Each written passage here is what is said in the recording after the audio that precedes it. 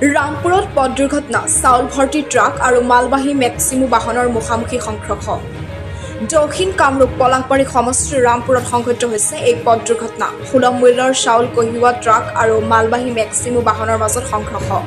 বকুৰ পৰা আহিছিল মালবাহী মেক্সিমো বাহনখন, আনহাতে বিপৰীত ফালৰ পৰা আহিছিল চাউল ভৰ্তি ট্ৰাকখন।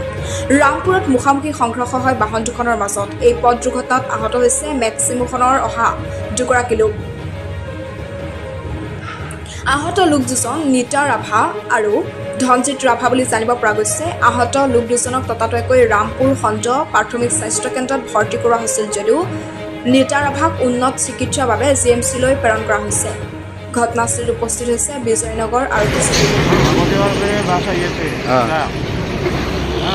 চাউল ভৰ্তি ট্ৰাকখন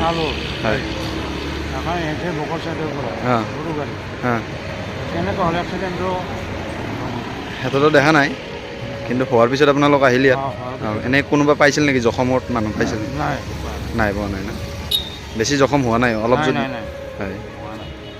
বাকী এইখনত কি আছে? চাউল আছে? কণ্ট্ৰলৰ চাউল। ঠিক আছে হ'ব।